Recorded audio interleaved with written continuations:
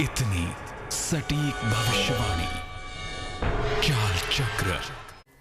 नमस्कार, बहुत स्वागत है आपका। आप देख रहे हैं चाल चक्र और मैं हूं आपके साथ शैलेंद्र पांडे।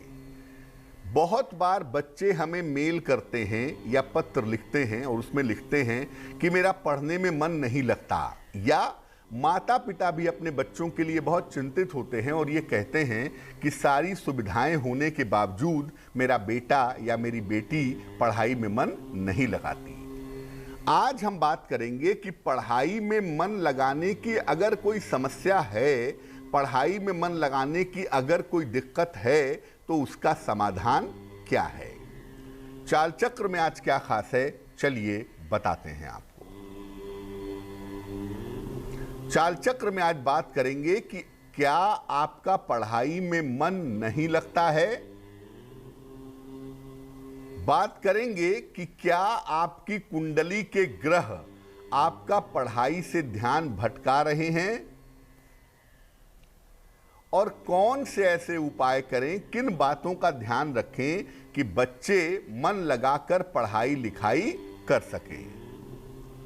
तो कौन सी वो चीजें होती हैं जिनको अगर हम दुरुस्त करें, बेहतर करें, तो बच्चे अच्छी तरह से पढ़ाई लिखाई करेंगे, अच्छी तरह से पढ़ाई में मन लगाएंगे। चलिए चर्चा की शुरुआत करते हैं और सबसे पहले नजर डालते हैं आज के पंचांग पर।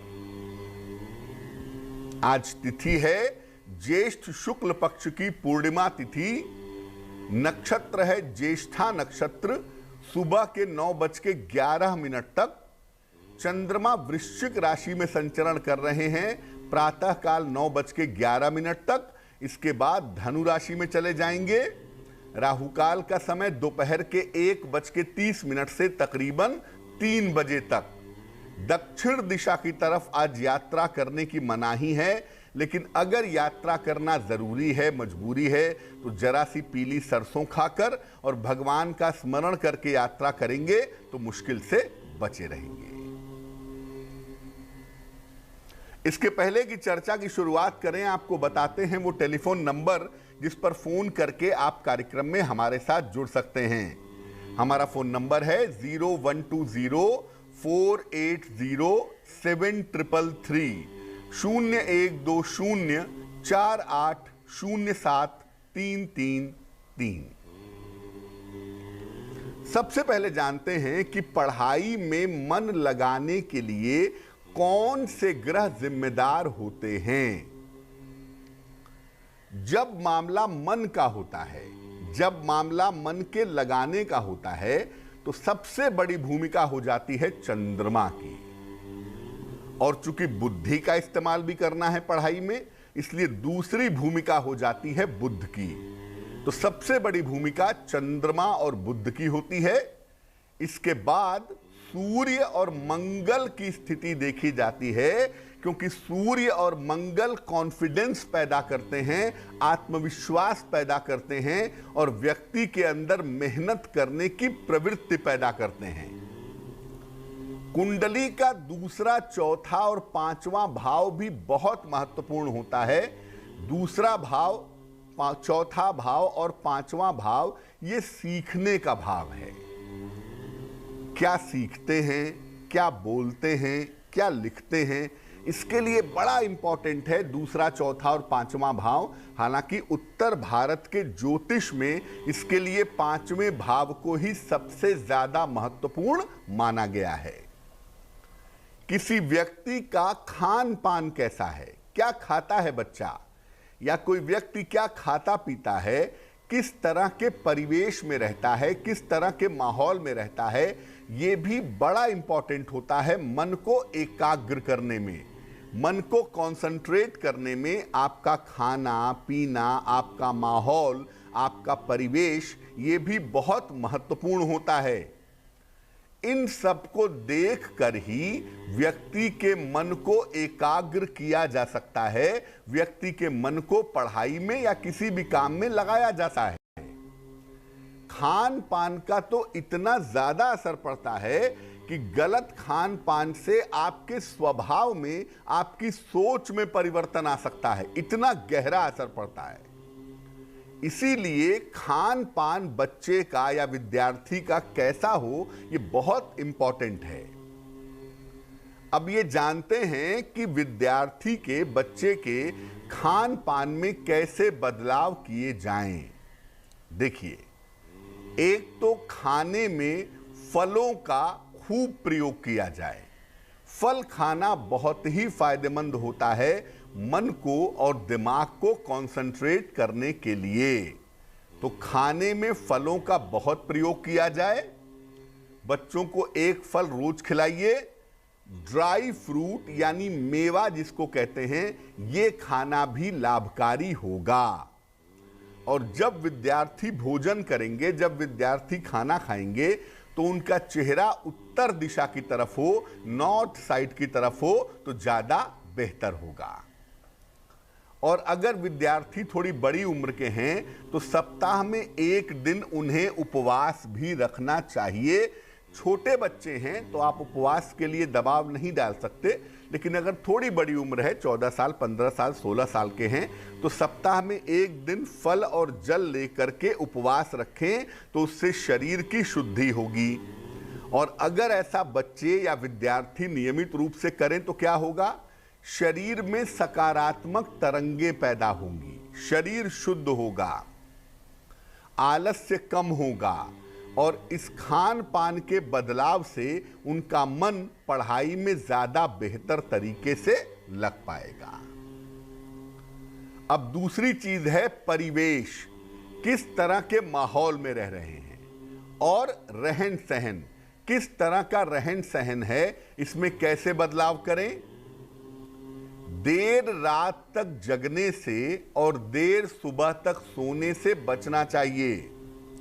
विद्यार्थियों को इस बात का ध्यान रखना है कि वो देर रात तक न जगें और सुबह देर तक न सोएं। ज्यादा सुगंध के और सौंदर्य प्रसाधनों के प्रयोग से उन्हें बचना चाहिए। ज्यादा सुगंध का प्रयोग ना करें, ज्यादा सौंदर्य प्रसाधन का प्रयोग ना करें, तो बहुत अच्छा होगा। इसके अलावा रोज स्नान करें और साफ सुथरे तरीके से रहें, ये बहुत जरूरी है। देखिए, स्नान करने से क्या होता है कि शरीर के ऊपर जो नकारात्मक तरंगों का प्रभाव होता है वो कम हो जाता है। बहुत सारे लोग ऐसे हैं जो कई कई दिन नहीं नहाते हैं, या सर्दियों में तो खैर नहाने की शपथ ले लेते हैं कि नहीं ही नहाएंगे, लेकिन नहाना रोज चाहिए। नहाने से मन पर बड़ा गहरा प्रभाव पड़ता है। मन के शांत होने में, मन के एकाग्र होने में नहाने की बड़ी भूमिका है। तो विद्यार्थियों को नियमित रूप से नहाना चाहिए और साफ सुथरे तरीके से रहना चाहिए। सप्ताह में एक दिन धर्म स्थान पर भी जाना चाहिए। देखिए, मैं ये नहीं कहता कि आप कंठी माला पहन लीजिए और दिन भर मंत्र जपते रहिए, लेकिन ईश्वर के प्रति आपका भरोसा मजबूत होना चाहिए। और उसकी शुरुआत जो होती है वो शुरू में मंदिर जाने से, मूर्तियों के दर्शन करने से, पूजा उपासना करने से, ईश्वर के दर्शन करने से, ये प्रभाव थोड़ा प्रबल होता है। तो शुरुआत में धर्म स्थान पे जाएं। धीरे धीरे जाने से आपका भरोसा, विश्वास मजबूत होगा, और जैसे जैसे मजबूत होगा तो क्या होगा कि जब आप किसी मुश्किल में या संकट में पड़ेंगे तो आपको ईश्वर का आधार जीवन में मिलता रहेगा। ये तो खान पान और परिवेश की बात हो गई। अब ज्योतिष के कौन से उपाय करने चाहिए कि विद्यार्थी का, शिक्षार्थी का मन पढ़ाई में लगे। पढ़ने के स्थान पर हल्के हरे या हल्के नीले रंग का प्रयोग करें। ये दोनों कलर जो है ना, लाइट ग्रीन और लाइट ब्लू, ये ब्रेन के कलर हैं, ये इंटेलेक्चुअल कलर है, बौद्धिक रंग है। इसके संपर्क में आने से बुद्धि बहुत शार्प हो जाती है। तो जहां पर आप पढ़ते हैं, अगर एक ही कमरा है तो आप कमरे का रंग नहीं बदल सकते। ऐसी दशा में टेबल क्लॉथ जो है वो हल्का हरा या हल्का नीला रख लीजिए। अगर पढ़ने के लिए अलग स्थान है तो उस कमरे का रंग जो है वो हल्का हरा या नीला रख लीजिए, बहुत अच्छा होगा। ऐसा करने से आपका मन ज्यादा कंसंट्रेट होगा। टेबल लैंप का इस्तेमाल जरूर करें। टेबल लैंप से क्या होता है, उसकी रोशनी एक खास जगह आपके किताब या आपके कॉपी पर पड़ती है। तो जब उसकी खास रोशनी एक जगह पर पड़ती है तो टेबल लैंप में बैठकर पढ़ने से मन एकदम फोकस्ड हो जाता है, मन एकदम एकाग्र हो जाता है। और एक बात और बता दूं, पढ़ने का जो स्थान है वो छोटा होना चाहिए। किसी छोटी सी जगह पर बैठ के पढ़िए। अगर बड़ी जगह है तो आप पर्दा वगैरह लगा करके भी ये फायदा उठा सकते हैं, लेकिन छोटी जगह पे बैठ के पढ़ने से, पूजा करने से और ध्यान करने से मन ज्यादा एकाग्र होता है। इसीलिए छोटे स्थान पे बैठ के पूजा, उपासना, ध्यान और शिक्षा की बात की गई है। जो ऋषि मुनि प्राचीन समय में कंदराओं में, गुफाओं में साधना करते थे, उसका कारण यही है कि छोटी जगह पर मन को एकाग्र कर पाना ज्यादा आसान होता है। और विद्यार्थी जीवन में सलाह लेकर के एक पन्ना या एक मोती धारण करनी चाहिए। अगर आप छोटे हैं तो गले में चांदी के लॉकेट में पन्ना या चांदी के लॉकेट में एक मोती बनवा करके, सलाह लेकर के इसको बनवा लें और काले धागे में गले में धारण करें तो बहुत अच्छा होगा। इसके अलावा गायत्री मंत्र का जप करना बहुत जरूरी है।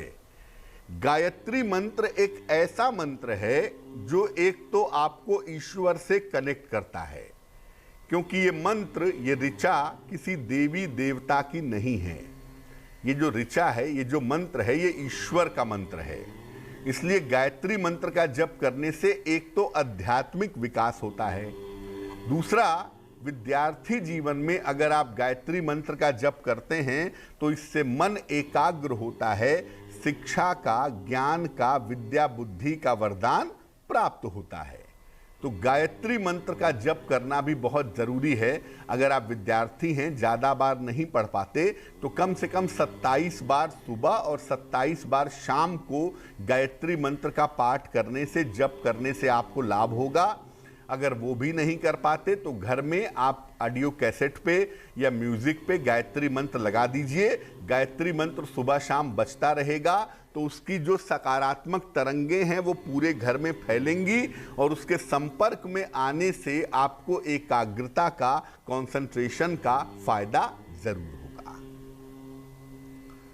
एक बात मैं और जोड़ना चाहता हूं कि माता पिता छोटे बच्चों को आजकल सौंदर्य प्रसाधन का प्रयोग करवाते हैं। लड़कियों को लिपस्टिक लगा देते हैं, पाउडर क्रीम लगा देते हैं, या जो लड़के हैं ढेर सारा परफ्यूम लगा लेते हैं। तो ये जो सौंदर्य प्रसाधन है ना, ये बेसिकली शुक्र वाले पार्ट को मजबूत करते हैं। और शुक्र का जो पार्ट होता है वो मन को चंचल बनाता है। खास तौर से युवावस्था के दौर में, किशोरावस्था के दौर में शुक्र की चीजों का इस्तेमाल करने से मन के भटकने की संभावनाएं ज्यादा होती हैं। तो आप अपने बच्चे को प्रेम करते हैं, बड़ी अच्छी बात है, लेकिन इस प्रेम में सौंदर्य प्रसाधन का और खुशबू का बहुत ज्यादा प्रयोग करना किसी भी हिसाब से उचित नहीं होगा। अगर बच्चे को कुछ लगाना ही है तो बच्चे को चंदन का तिलक या चंदन की सुगंध का इस्तेमाल आप करवा सकते हैं, क्योंकि ये पवित्र चीज है, ये पवित्र सुगंध है और इसका मन पर बहुत सात्विक असर पड़ता है, बहुत पॉजिटिव असर पड़ता है। तो विद्यार्थी जीवन में चंदन का तिलक लगाना या चंदन की सुगंध लगाना हर हिसाब से बेहतर होगा। ये तो जरूर किया जा सकता है, लेकिन बहुत प्रेम में, बहुत दुलार में अपने बच्चों को श्रृंगार सामग्री का प्रयोग मत करवाइए, वरना बच्चों के मन पर इसका अच्छा असर नहीं पड़ेगा। वक्त एक छोटे से ब्रेक का है, लेकिन ब्रेक पर जाने के पहले जान लेते हैं कि आज की जिज्ञासा क्या है। आज की जिज्ञासा है कि भगवान गणेश की सूंड का महत्व क्या है। क्योंकि बहुत सारे लोग कहते हैं कि भगवान गणेश की सूंड दाहिने होनी चाहिए, बहुत सारे लोग कहते हैं कि भगवान गणेश की सूंड बाएं होनी चाहिए। तो आखिर भगवान गणेश की सूंड के बारे में नियम क्या हैं? हम अगर घर में भगवान गणेश की मूर्ति रख रहे हैं तो उसमें उनकी सूंड किस तरफ होनी चाहिए, क्या ध्यान रखना चाहिए, इस विषय पर बात करेंगे।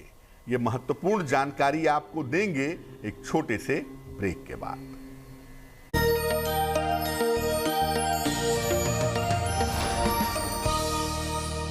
किसी ने देखी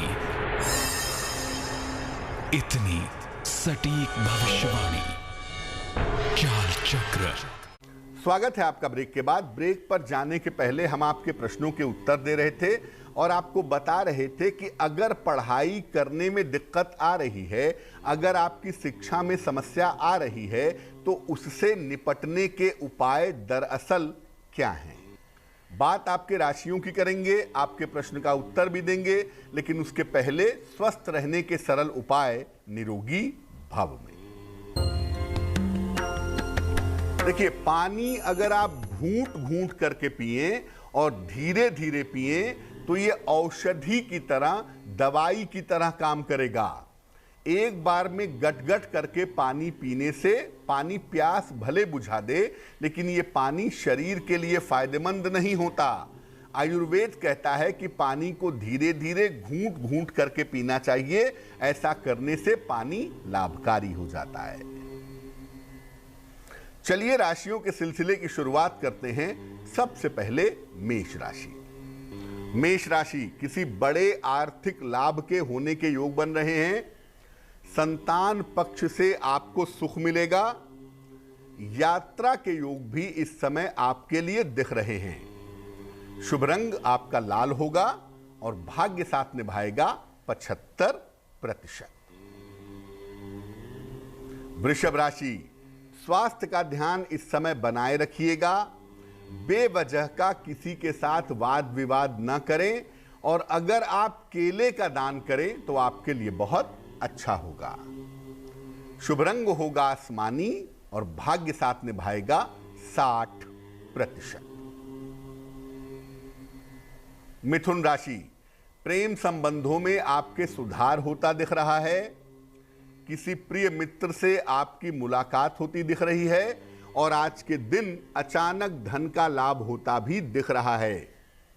शुभ रंग होगा गुलाबी और भाग्य साथ निभाएगा 70%। कर्क राशि, जीवन साथी का सहयोग आपको प्राप्त होगा। धन की प्राप्ति होने के संकेत भी दिख रहे हैं। इस समय वाहन सावधानी से चलाइएगा। शुभ रंग क्रीम और भाग्य होगा 65%। सिंह राशि, आज आपका स्वास्थ्य अच्छा बना रहेगा। नौकरी में आपके बदलाव परिवर्तन के योग बने हुए हैं। इस समय आपको धन का लाभ भी हो सकता है। शुभ रंग होगा धानी और भाग्य साथ निभाएगा 75%।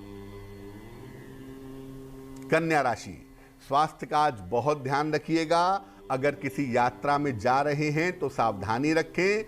बेहतर होगा आज केले का दान कर देंगे तो मुश्किलें कम हो जाएंगी। शुभ रंग होगा सफेद और भाग्य होगा 60%।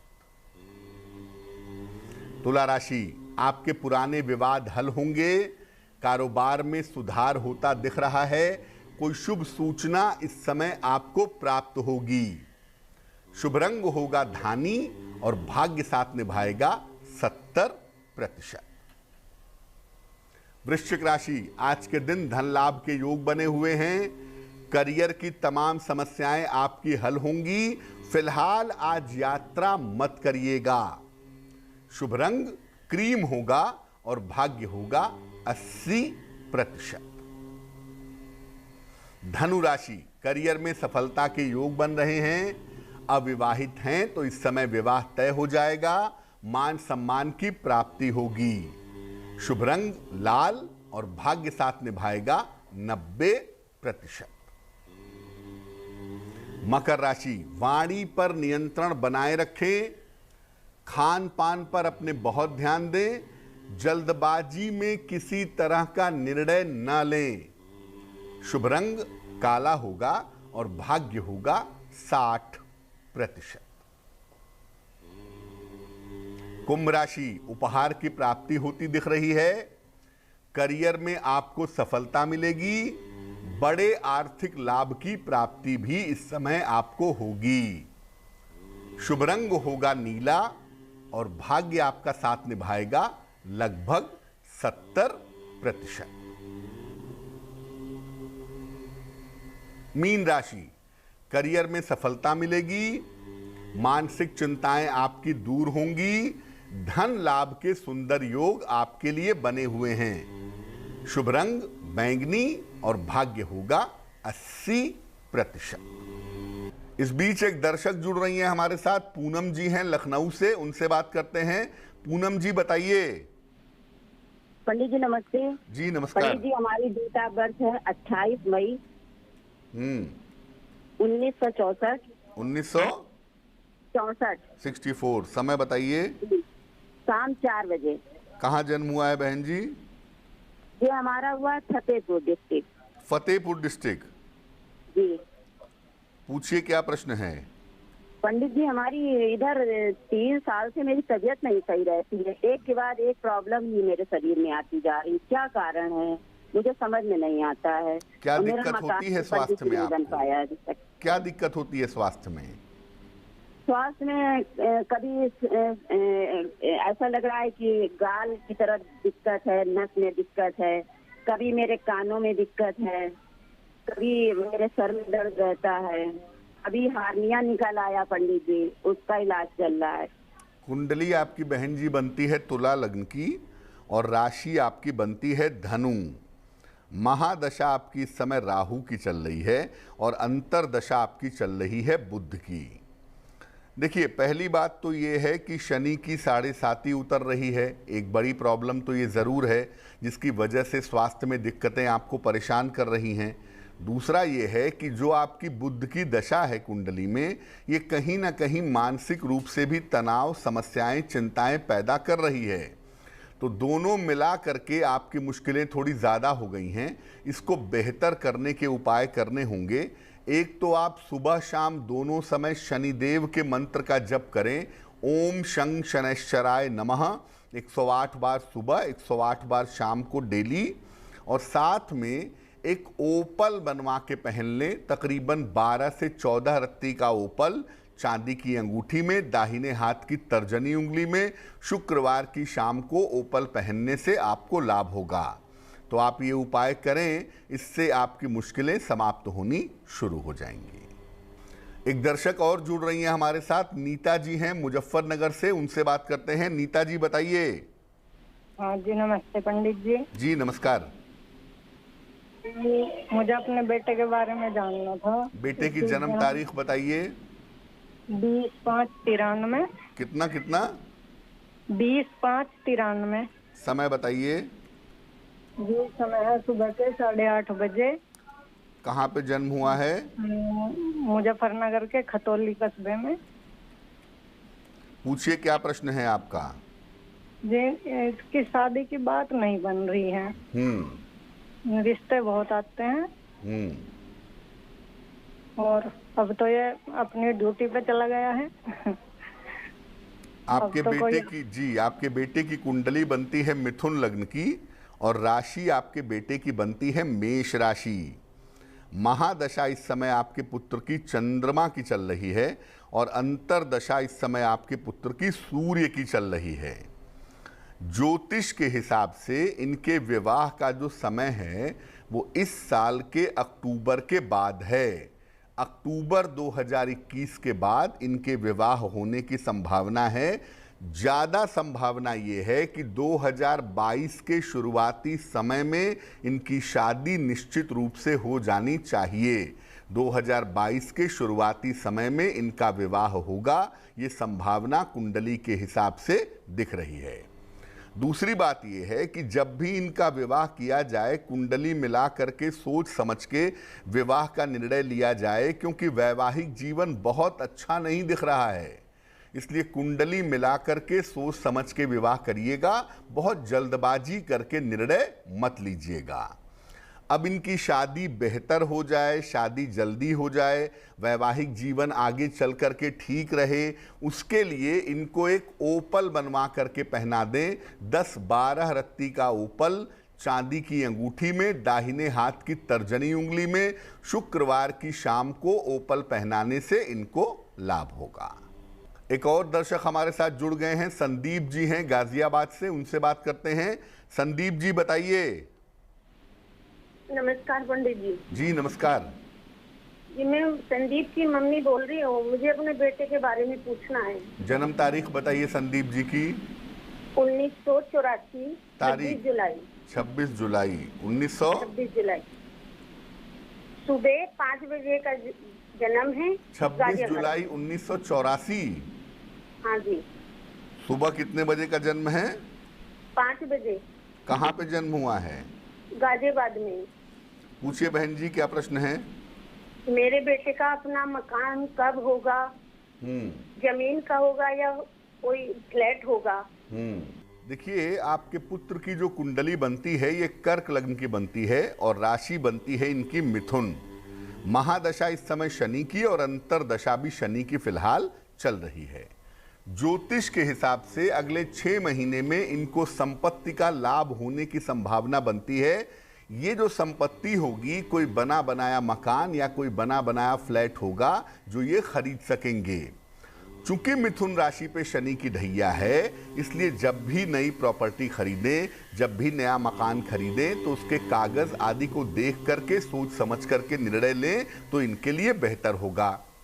फिलहाल इनको आप इतना तो जरूर बोलिए कि रोज शाम को 108 बार शनि मंत्र का जप करें। ओम शं शनैश्चराय नमः, रोज शाम को 108 बार। और इसके अलावा आप इनको बोलिए कि एक मोती बनवा लें, तकरीबन 10-12 रत्ती की मोती चांदी की अंगूठी में, दाहिने हाथ की सबसे छोटी उंगली में, सोमवार की रात को मोती पहनने से लाभ होगा। चलिए अब बात कर लेते हैं उनकी जिनका है आज जन्मदिन। जिन लोगों का जन्मदिन है उन्हें हम सबकी तरफ से जन्मदिन की हार्दिक शुभकामनाएं। आने वाले वर्ष में आपके करियर में सुधार होगा। स्थान परिवर्तन के सुंदर योग आपके लिए बन रहे हैं, लेकिन इस साल पैसा कहीं लगाने में, कहीं इन्वेस्टमेंट करने में आपको सावधानी रखनी होगी। इस साल छोटी मोटी सर्जरी यानी शल्य चिकित्सा आपकी हो सकती है, इसका आपको ध्यान रखना होगा। क्या करेंगे? पूरे साल भर भगवान गणेश की अगर आप उपासना करें तो आपके लिए बहुत अच्छा होगा। चलिए अब जान लेते हैं आज की जिज्ञासा और इसका समाधान। आज की जिज्ञासा है कि भगवान गणेश के सूंड का महत्व क्या है।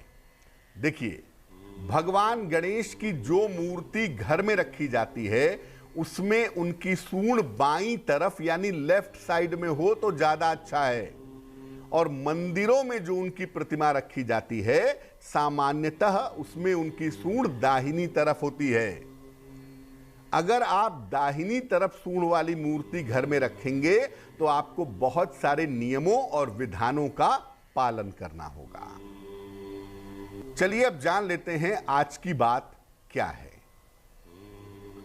देखिए, आप जिस तरह का आहार ग्रहण करते हैं उससे आपके मन का, आपके कंसंट्रेशन का सीधा संबंध है। इसलिए अगर आप मांस मदिरा का प्रयोग बहुत ज्यादा करते हैं या मांस मदिरा का प्रयोग करते हैं तो उससे पूजा में, उपासना में, ध्यान करने में, मन को एकाग्र होने में मुश्किल आती है और मन बहुत सूक्ष्म नहीं हो पाता है। इसीलिए सारे धर्म ग्रंथों में कहा गया कि मांस मदिरा का सेवन ना करें, क्योंकि ऐसा करने से आपका मन ईश्वर की सूक्ष्मता को नहीं पकड़ पाएगा। इसलिए जहां तक संभव हो अपने आहार को सात्विक रखें। आज का दिन इसलिए भी बहुत महत्वपूर्ण है क्योंकि आज कबीर दास जी महाराज की जयंती है। आज के ही दिन वाराणसी में लहरतारा नामक स्थान पर भगवान कबीर का जन्म हुआ था, प्राकट्य हुआ था। तो कबीर दास जी ने आध्यात्मिक जगत में जो योगदान दिया है वो अनुकरणीय है। चलिए अब जान लेते हैं शुभ पहर का महत्वपूर्ण समय क्या है। आज का शुभ पहर है शाम को 6 बजे से 7:30 तक। इस समय में किसी निर्धन व्यक्ति को केले का दान करें या गाय को केला खिलाएं। संतान से जुड़ी हुई जो समस्याएं हैं वो समस्याएं दूर होंगी, लेकिन करेंगे शुभ पहर में ही, और वो समय होगा शाम को 6 बजे से 7:30 के बीच में। तो आज के लिए चाल चक्र में बस इतना ही। स्वस्थ रहिए, प्रसन्न रहिए, अपना बहुत ध्यान रखिए। मुझे दीजिए इजाजत। देश और दुनिया की तमाम खबरों के लिए देखते रहिए तेज। नमस्कार।